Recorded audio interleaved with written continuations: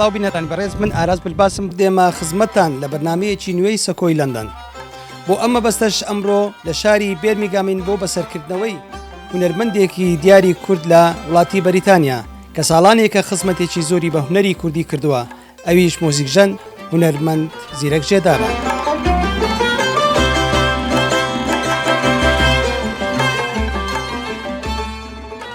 کاک زیرەک بە خێراتنێکی گەرمە دەکەین بۆ شاری خۆت شاری بێرمیگام ساڵانێکی دوور و درێژە تۆ لەم شارەدا خزمەتێکی زۆرت کردووە. زۆر سوپاس کاکارەژگان، سوپاس بۆ ئەم بەسەرکردنەوەیە، سوپاس بۆ ئەم کەناڵە جوانە کە لە خەمی هونەر و کللتور و واروها ڕەوەندی کوردیە لە تەواوی بەریتانیا. سوپاسان دەکەم، زۆر خۆشحاڵم ئەمڕۆ لە شاری بێرمیگام لەگەڵ ئێوەی ئازیز وەروها لەگەڵ ڕەوەندی کوردیدا بەیەکەوە دەزەنە و دەست چەندین چالاکی ئەنجام دەدەین. ئامانجی هاتنەوەت بۆ شاری بێرمیگام و ئامانجەتی بوو؟ بەڵێ من بەڕاستی لە مانگی 5 دەکە لە ئایارەوە لەلایەن ڕێکخراوی سیلێبرتینگ سانکشی پەیوەندیم پێوەکرا کە سەرۆکایەتی شارەوانی بێرمیگام مەبەستیانە من بگەڕێمەوە شاری بێرمیگام بە مەبەستی بەشداریکردن لە فستیڤاڵی هەفتەی پەنابەران و لە هەمان کاتدا ئەنجامدانی چەندین چاڵاشی تر هەر لە چوارچێوەی ئەم فستیڤاڵەدا بۆ ناساندن و ئاشناکردنی کولتوری کوردستان چ لە ڕێگای هونەر و مۆسیقاوە بێ و هەروها چ لە ڕێگەی پانێڵ و سیمینارەوە بێتن. تاوەکو ئێستا من چەندین چاڵاشی ئەنجام داوە و کە ڕۆژە گەورەکە بوو کەرنەڤاڵی هەفتەی پەنابەران بوو، ناساندنی کللتورە جیاوازەکانی ئەم شارە بوو. ئێمەش وەکو گروپی مۆسیقای دەهۆڵ با جلوبەرجی کوردی و ئاڵای کوردستان و گۆرانی مۆسیقای ڕەسەنی کوردی و واروها ئامادەبووان و هەڵپەرچێدا توانیمان بەشێک لە کللتوری کوردستان بە ئەو کەسانە بناسین کە تاوەکو ئێستا ئەشنایەتیان لەگەڵ کوردستان نییە یان ئێمە ناناسن وەکو پێویست.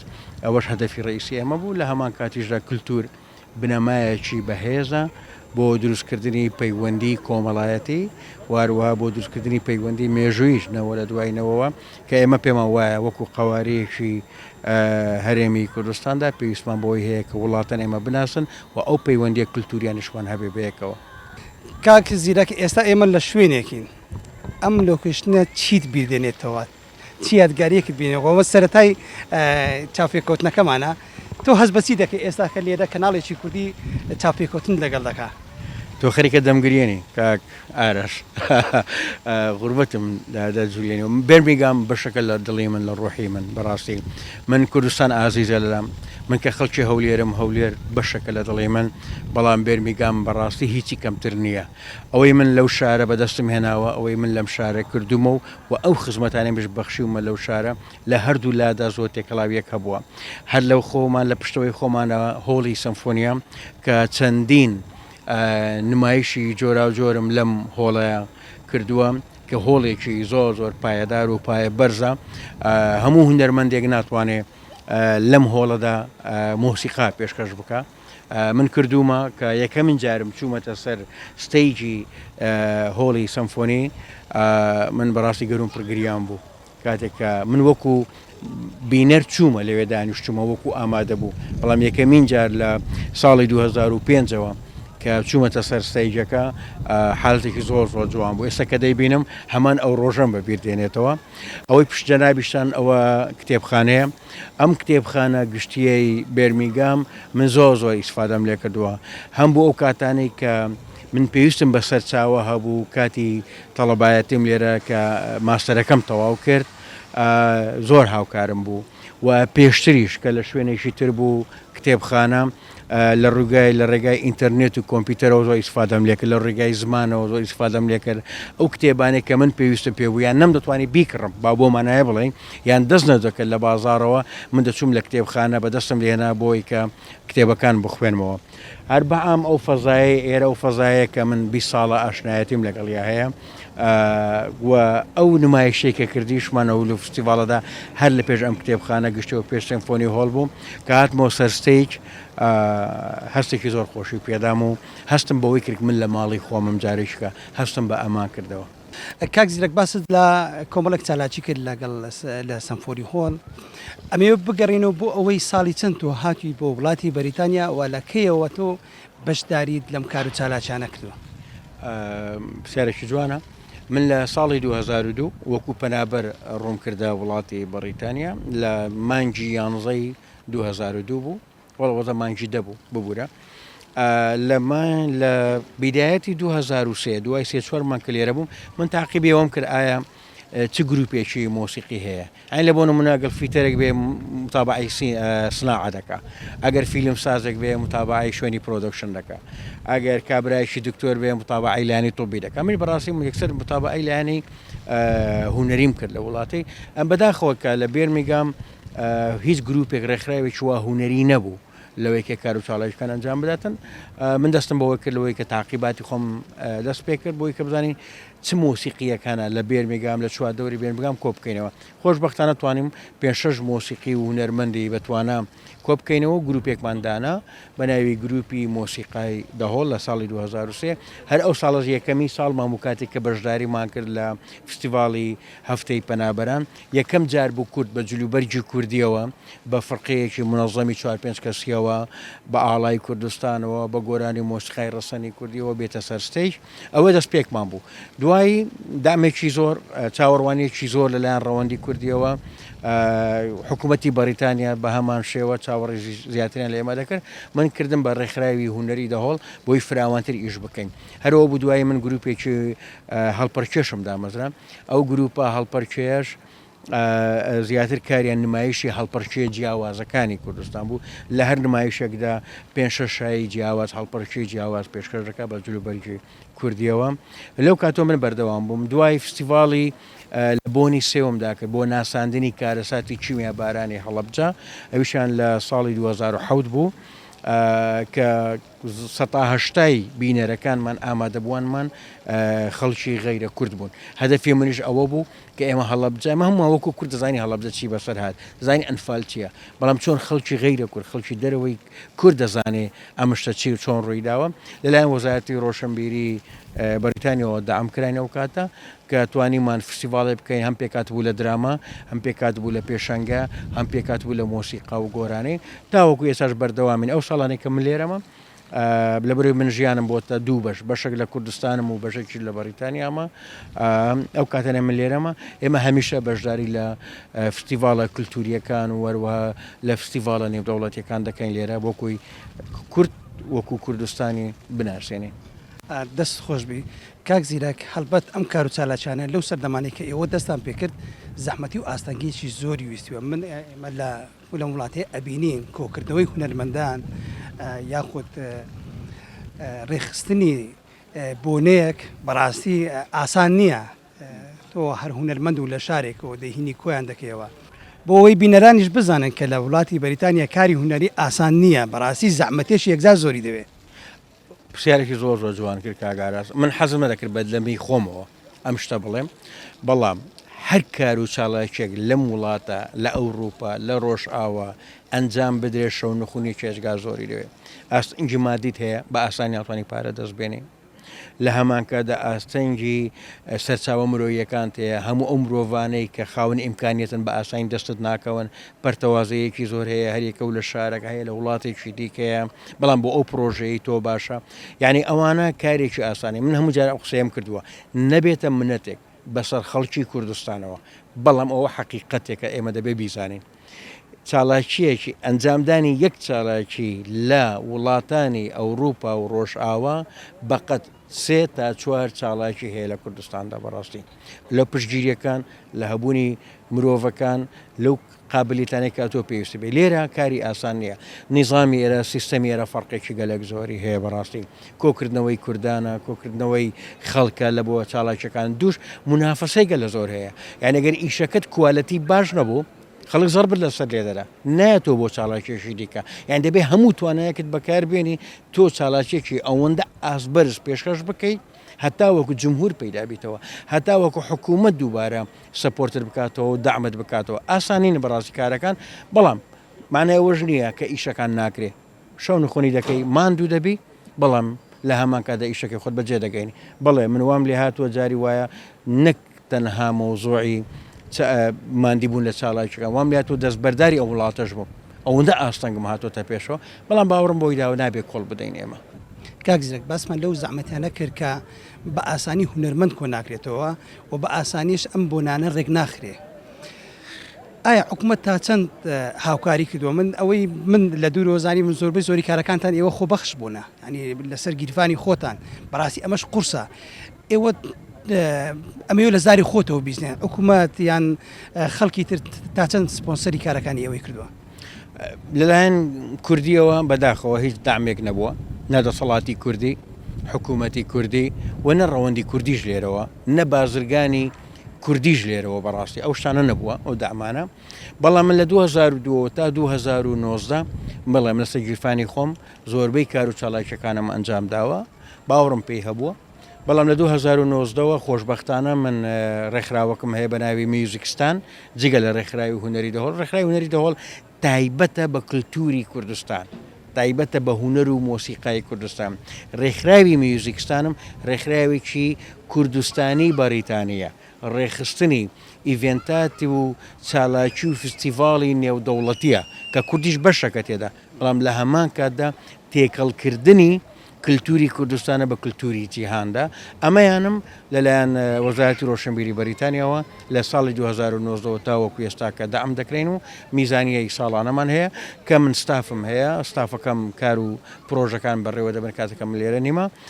مانگانە ئێمە کۆنسێر ڕێک دەخین، هەرجارە و کۆنسێر تایبەتە بە وڵاتێک، بە مۆسیقا و هونەر و کللتوری وڵاتێک ماویشە بەردام دەکەین. بەڵام بە ڕووی لایەنی بەڕاستی دەسەڵاتی کوردی و حکوومەتی کوردستان و یان ڕەوەندی کوردی لە بەریتانیا و یان بزنسمانی کوردی لە ئەوروپا ئێمە تاوەکو ئێستاکەی دامێک وان نەکراوی. کاک زیرەک تۆ وەکو دەرچوویەکی پەیمانگای هونەر جوانەکان ساڵانیش دوور و درێژم ئاگدارم تۆ لە کوردستان هەمکاری هونەریت کردووە و دواتر هاتووتە وڵاتی بەریتانیا. تۆ جیاوازی کاری هونەری لە وڵاتی بەریتانیا لەگەڵ کوردستان و ئاستی کوالیتی کاری هونەری کوردستان و وڵاتی بەریتانیا چۆن شی دەکەیتەوە؟ پرسیارێکی جوانە. پێم وایە لێرە لە ئەوروپا بەگشتی مام باسی ئەوروپا بکەن و بەتایبەتی بەریتانیا ئیحتیماماتی زیاتر هەیە بۆ کار و چالاکی هونەریەکان، دامی زیاتر هەیە بۆ کار و چالاکی هونەریەکان. بازار بەسەر کوردستان لێ نەدەین ئێمە، نەڵێن هیچ شتێک نییە لەوێ، بەڵام پێم وایە وەکو پێویست نییە. و بەتایبەتیش لە ساڵی 2014 لە نەمانی موچەوە دوای شەڕی داعشەوە تقریباً حساب کە 90 کار و چالاکیە کللتوریەکان وەستێنران کە ئەمە زیانێکی زۆر گەورەی بەڕەوتی هونەری کوردی و کللتوری کوردی گەیان. و لە هەمان کاتیشدا لێرە هەرچەند تەرکیزیانەکە لە ڕووی لایەنە دیبلۆماسی دەکە بێتن، بەڵام قەت لایەنە کللتوریەکەش فەرامەش ناکەن. یعنی وەزارەتی ڕۆشنبیری ئێرە، ئارس کاونسلی ئێرە، ستی کاونسلی ئێرە هەمیشە بەشێکیان هەیە لە بۆ دامی چالاکیە کللتوریەکان. بەڵام جوانترین شت لێرە چییە؟ تەنها شتەکان لە بۆ ئینگلیز نییە، لە بۆ بەریتانی نییە، لە بۆ هەر کەسێکی ئاکتیڤە چالاکە کە لەم وڵاتە دەژیتن و دەوێت کار و چالاکی ئەنجام بدە دام دەکرێت. ئەین تازە نمونەیەکم باس کرد. من ڕاستە ڕێکخراوێکم هەیە بە ناوی میوزیکستان، هەر ناوەکەی وا دیارە لە کوردستانەوە نزیکە، ساحێبەکەی ئەوەی کە دای مەزاندووە منم کە من بخۆم لە ئەساسەوە غیرە بەریتانی ڕاست ێستا بە جنسیا بەریتانیمە، بەڵام لە هەمان کاتدا من خۆ ئەسڵ لێرە لەدایک نەبوومە، من کوردم، بەڵام ئەو دەرفەتە بۆ منی شەیە کاتێککە من کار و چالاکی ئەنجام دەرم. کە دێنە سەر کوالەتی بەڵێ لێرە زۆر مصڕن لەسەرەوەی ئەو کار و چالاکی دەکەی دەبێت کوالەتی بەرز بێ. ئەگەر کوالەتی بەرز نەبێت دەکرێت چانسی ئەوەت نەبێ تۆ جاری دیکە داعم وەربگریەوە، فەند وەربگریەوە لەلایەن حکوومەتەوە یان لەلایەن محافەزەوە لە هەر شوێنێکەوە بیتن تۆ وەری ناگریەوە. یعنی هەرسەنگاندنێکەیە بۆ کار و چالاکیە هونەریەکانت. ئەمەیان زۆر گرنگە کە تۆ لە وڵاتە جێبەجێ دەکەیت. من یەک بە خۆمان ئەمە خۆمان عشقی کوالەتینە و پێمە وای ئیشێک نەکرێ باشترە ئەگەر بە کوالەتی خراپ بوو. کوالەتی یەک لە کوالەتی هونەریەکە لە لای مەشتێکی زۆر گرنگەوە. دووش تۆ کاتێککە پێناسەی کللتوری خۆت دەکەی تو دەبێت لە ئاستێکی بەرز ئەو پێناسەیە بکەیت. ئەم زۆر جارە قسەیم کردووە بەڕاستی کاگاراش.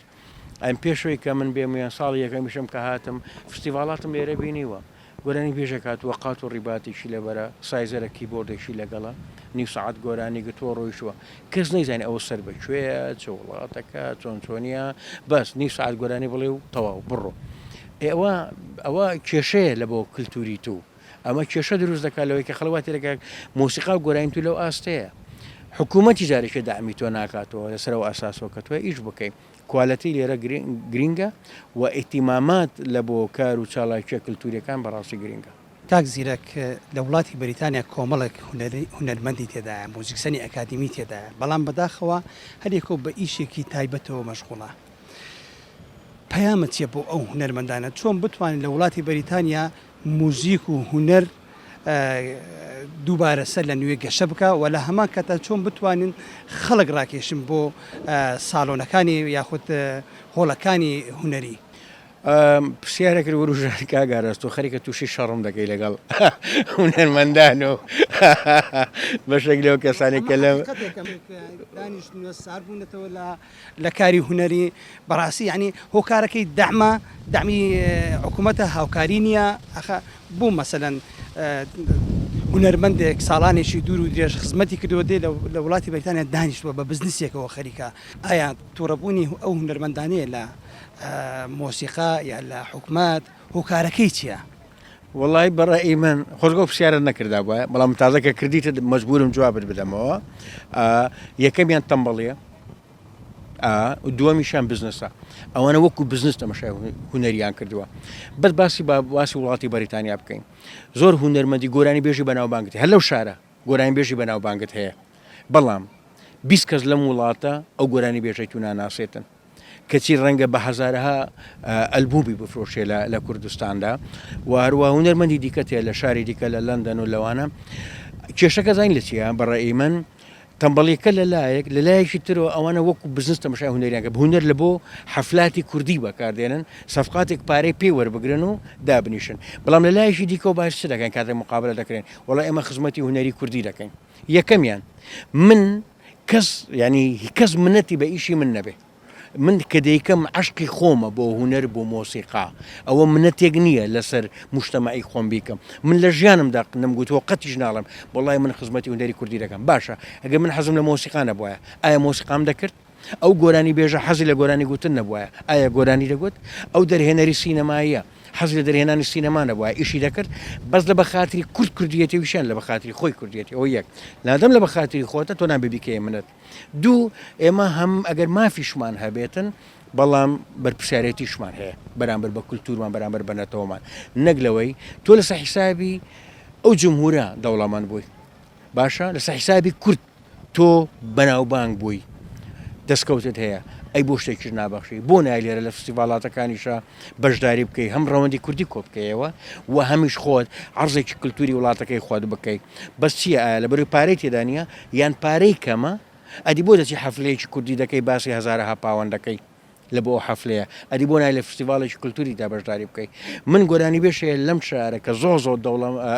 مەشهورە و زۆر دەوڵەمەندیشە لە ژیانمدا نەمبینیوە لەسەر یەک ستەیجی فستیڤالات بەشداری کردبێ تەنها لە حەفلات نەبێتن باشە بۆ لەوە حەفلەتە پارەی سەفقەتی پارێکی باشی تێدا لە بۆی یعنی تووڕەبوو نییە لە مۆسیقای کوردی تەمبەڵیە و تەماهی زیاترە لە ئەو مۆزوعە هەز بەو بەرپرسیارەتیە ناکەن و کەچی کە دێتە سەر مقابلاتیش با منەوە نەفرۆشمە سەر خەڵک بەڕاستی کە دێتە مقابلاتی ڕۆژنامەوانی تەلەڤیزیۆنەوە بەس سەرزار و بنزاریان خزمەتی هونەری کوردیە خزمەتی هونەری کوردی بەچی کردووە کاکی براتەوە ئەسڵ هەندێکیان هەر مۆسیقا و گۆرانی کوردیان هەر شێواندووە ئەمە کەی ستایلی مۆسیقا و گۆرانی کوردی ئەسلی ئێمەیە ئەگەر تۆ هاتی ئیشی لەسەر دەکەیت ئەو ویستم بیکەم بە پرسیار زۆرێک مەسەلەن لە هونەرمەندان حەز بە جیاوازیی زۆر دەکەن هەم لە کەناڵ هەم لە وەزارەتی ڕۆشنبیری هاوکاریان ناکریان جیاوازیەکی زۆر لە نێوان هونەرمەندەکان دەکرێت ویستم بە پرسیار ئەمە بکەم حەز دەکەم زۆرێک لە هونەرمەندانیش لەسەر حەقن لەوەی کە تووڕن لە بارودۆخی کە لە هەرێمی کوردستاندا هەیە کەناڵەکان جیاوازیەکی زۆر لە نێوان هونەرمەندەکان دەکەم ڕاستی یان کلیپەکانیان دانابەزێنن وەکو پێویست نایخەنە ڕوو کار و چالاکیەکانیان ناخەنە ڕوو زۆرێک لە هونەرمەندەکان لەم شتانە زۆر بێتاقەتن دەستیان خۆشبی ئەو کەناڵانەی کەوا دەکەن ئەگەر شتێک کوالەتی باش نەبوو پێویست ناکات بکرێت بەڕاستی ئەوە یەک من نارێن لەسەر ئایدۆلۆژیای جیاواز دەبێت هونەرمەند فراوبەش بکرێت بەڵام ئەگەر شتێک کوالەتی باش نەبوو نابێت پێشکەش بکرێت ئەوە یەک دوو هونەرمەندێکی ڕەنگە 10 ساڵەوە پێش مەشهور بوو بە ئیشی جوان و باشی کردبێ بەڵام ئێستا وەستاوە ئێستا ئیش و باشی ئیش و کار و چالاکیەکانی زۆر کوالەتی نزمە ئەو تەلەڤیزیۆنە ئیتیمامی پێ نادا ئەو کەناڵە ئیتیمامی پێ نادا گۆرانی بێژی لە بابەتەمان زۆرە ئەمە باس هونەری مۆسیقا و گۆرانی بکەین مۆسیقاژەنی وامان باشە هەیە 5 ساڵەوە پێر مۆسیقاژەنێکی زۆر باش بووە بەڵام ئێستاکە بەڕاستی مستەوایەکی کزی هەیە سێمیان بەڕاستی شتێکی تریش هەیە یعنی تۆ کە ئیشی باشت کرد میدیا خۆی بەدوات دەکەی باشە پێت وایە ئەو کلیپانەی کە لە کەناڵەکاندا دەبەزێ ئایا هەموو کوالیتین هەموو شتی باشن حتمان خەڵەتە ئەم خۆ پێدام باشترین مۆنیتەرین ڕقابە دەبێت لەسەر میدیای کوردی هەبێ بەڕاستی تۆ بەس وازۆش بێنە مۆسیقا و گۆرانی کوالەتی خراپ ئەری چەند مقالەی کوالەتی خراپدا دەبەزێتن لەو حالەتەدا وەنیە ئەری چەند دراما و شان و فیلم پێشکەش دەکرێتن کە ئەوانە من خراپن لە بۆ میزاجی کوردی لە بۆ پەروەردەی کوردی لە بۆ تەسقیف کردی یعنی سبەینێکە یەک خەڵک لە دەرەوە واتی لەگە ئاشتی تو هەر ئەوەندەیەوەی کە لە میدیاکە دەبینی و دوش ئەو گەنجەی ئەو مشتمای ئەتو پەروەردەی دەکەی بە کوالەتی خراپ پەروەردەی دەکەی نامانەیە ئەوەی نییە کە هەرچی بڵاو دەکرێت و کوالەتی باشە بەڵام دەم دەستیان خۆشبی ئەگەر پێیان وابێ ئەو کەناڵانێک شتێک کوالەتی خراپە دای نەبەزێنن هیچی دیکە کاک زیرە وەڵا دەبێت بچینە سە پرسیارێکتر سەبارەت بە خوێندن تۆ دوای 18 ساڵ لێرە دەست بە خوێندنەوە کردەوە گەیشتە چی؟ بەڵێ من لە 2010 دەگەڕامەوە هەرمە بەشیشم مەسلەی خوێندن بوو دوای 18 ساڵ دابڕان لە خوێندن و لە پەروەردە خۆشببختانە لە زانکۆی وولڤەهامپتن وەرگیرم بۆ دیراسەکردن و خوێندنی میدیا و چۆن عیلاقات و میدیا بەو مانایە بڵین کە هەریش خۆشم بوو پی ئاران میدیا لە کوردستاندا هاتمەوە لێرە بە 2 ساڵ ماستەرەکەم تەواو کرد و خۆشببختانە توانیم بە دەرەجەیەکی باش و بە سەرکەوتوی خوێندنەکەش تەواو بکەم کە وەش یەک لە خەونەکانی من بوو لە سەرەتاوە هاتمە وڵاتی کە بتوانم بەشدار بم لە پەروەردەی ئەم وڵاتەدا ئەویشمان بەدەستێنا خۆ رەخنت چی هەیە لە کاتی بۆنەکاندا دەبینی بەڕاستی لە بۆنەکاندا خەڵک کەم بەشداری بۆنەکان ناکاتن لێرە لە وڵاتی بریتانیا پێشنیارت چییە خەڵک بۆ لە ژوور خۆیان حەدس کردەوە نایەنە دەرەوە ئەوە یەک لە کێشەکانی ڕەوەندی کوردیە من پێم وایە لە سەرتاسەری ئەوروپا و بە تایبەتیش بەریتانیا لە بۆ ئاهەنگە کوردیەکان بە هەزارها خەڵک دەچێت هەڵپەرچێ و بەزم و ڕزم و کورد بۆ کووردە بەڵام کاتێک کە دێتە نمایشی کللتوری کوردی و کوردستانی بەرامبەر بە وڵاتانی دیکە ئەنی بەداخەوە کوردەکانمان ئەوەندە چالاگنینە کە ئەمە ڕەخنەیەکە پێم وایە زۆربەی خەڵک لە وڵاتیان بڵین تێبینیەکە هەمومان هەیتمان بۆ هیوایان بەڕاستی ڕەوەندی کوردی لە مەودووە زیاتر بیر لەو چاڵایشانە بکاتەوە بەشداریکردنیان لەو چاڵایشانە بکاتەوە ژیان تەنها حەفلەی کوردی و هەڵپەرچەی کوردی و نەورۆز و جەژن نییە لێرە هەوکو باسم کرد ئێمە مافمان هەیە لەم وڵاتە بەڵام بەرپرسیارەتیشمان هەیە بەرامبەر بە کللتوری خۆمان بەرامبەر بە عادات تەقالیدی خۆمان بەرامبەر بە نیشتیمانی خۆمان بەڵێ ئەم لە حەزەیەکی زۆر جوانە کوردەکان کەمتر لە چاو ئەوەی کە هەنە بەشداری چالاکیە کللتوری و هونەریەکان دەکەن بەڵام خەکانێکیشمان هەیە بەڕاستی دڵسۆزن ئەوەی کە ئەمن بینیم لە